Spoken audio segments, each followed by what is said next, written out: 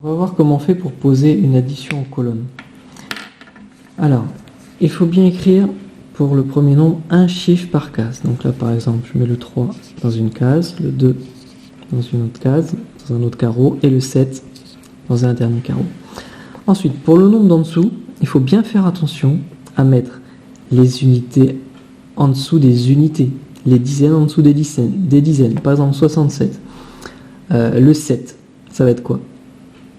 Les unités. Donc je vais le mettre en dessous du 7 de 327, pour lequel c'est les unités aussi. Je vais mettre dans une colonne, donc unité. Et puis le 6, ce sera des dizaines. Donc les dizaines, c'est cette colonne-là, hein, 327. Le 2, c'est des dizaines, donc je mets 6 ici. Okay, surtout ne pas faire ça. Parce que si j'écris 67 comme ça, bah du coup là j'ai mes unités qui sont ici avec des dizaines. Et puis là, mes dizaines qui sont avec des centaines. Donc pensez à bien mettre unité avec unité. Et puis le plus important, la limite, c'est unité avec unité. Le reste, eh bien, ça se met forcément au fur et à mesure. Ensuite, je commence par calculer, comme quand je faisais les dessins, avec les unités. Donc 7 plus 7, ça fait combien? Ça fait 14 unités, 14 billes. Donc 14 billes, est-ce qu'il va y avoir une nouvelle dizaine? Une nouvelle boîte? Oui. Donc là, au lieu de la dessiner, j'écris 1 dans la colonne des dizaines. Pour dire, je rajoute une dizaine. Et puis, il va y avoir combien d'unités toutes seules? De billes toutes seules? Du coup, 4. Ok, donc mon 14, j'écris la dizaine dans la dizaine et les unités en résultat des unités. Puis après, je compte combien il y a de dizaines. Alors, il y a combien de dizaines? Voilà, 6, 7, 8... Et ne pas oublier une de plus, donc 9. Bon, puis les centaines, il n'y en a que 3. Donc j'ai trouvé un 4, un 9, un 3. Donc quand je vérifie mon résultat, 394, mais je vérifie aussi les retenues. J'ai bien mis une retenue ici au-dessus du 2. C'est bien ce qu'il fallait faire. Bon, puis ici, vous avez, si besoin, le dessin qui explique ce qui se passe au niveau des... ce qui se passe en forme de dessin. Alors, sur cette pochette-là, vous avez beaucoup de points de repère, mais après, quand on est sur le cahier, ou sur une pochette sans points de repère, il faut bien faire attention à respecter toujours les mêmes règles. 875 plus 54, le trait qui veut dire égal. Bon, bah là, déjà, je me suis trompé. C'est quoi mon erreur? Bah oui, là, les unités du 54, elles sont pas avec les unités du 875, donc ça va pas. Donc je remets 54 en mettant bien les unités avec les unités, et puis du coup les dizaines avec les dizaines. Donc je commence par quoi? Par les unités. 5 et 4, ça fait combien? 9. Donc là, est-ce qu'il y a une nouvelle dizaine? Non, donc j'écris simplement 9. Ensuite, au niveau des dizaines, 7 et 5, ça fait combien de dizaines?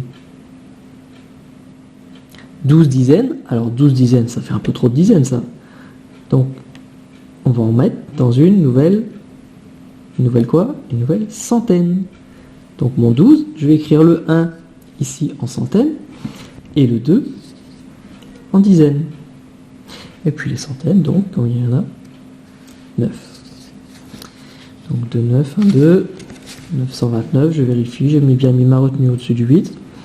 Donc vous voyez, là, ce qui s'est passé, c'est que j'avais trop de dizaines, donc ça m'a fait une nouvelle centaine. Bon, et puis, quelquefois, vous avez même 3 nombres. Là, par exemple, 256, plus 158, plus, attention, là, il n'y a que 2 chiffres, donc il faut bien penser à mettre les unités avec les unités, 97. Le trait en dessous qui veut dire égal. Bon, on le fait à la règle. Hein. Là, moi, c'est sur la pochette, c'est pas grave si c'est fait sans règle, mais quand c'est sur le cahier, on fait bien le trait à la règle. Alors là, c'est un petit peu plus difficile. 6 plus 8 plus 7, combien ça fait? Alors, on peut faire par exemple 6 plus 8 d'abord, ça fait 14, plus ensuite le 7, 21. Alors 21, là il y a carrément 2 nouvelles dizaines. 21, c'est écrit avec un 2 et un 1. Donc là, dans mes dizaines, je ne vais pas écrire 1, je vais écrire 2. Et puis, il va rester une dizaine toute seule. Bon, là, ça nous fait combien de dizaines? Alors, quand on a beaucoup de nombres comme ça, il faut regarder notamment s'il n'y a pas des nombres qui font 10. Il n'y aura pas des nombres qui font 10, là? Ah oui, ça et ça fait 10. Donc, je sais que ça fait 10. Du coup, ça, c'est facile à rajouter. 10 et 9. 19. Et ne pas oublier la retenue. Donc, encore 21. 19, 20, 21. Donc du coup, je réécris encore 2 dans les retenues, mais cette fois-ci dans les centaines. Et puis une dizaine toute seule. Combien de centaines?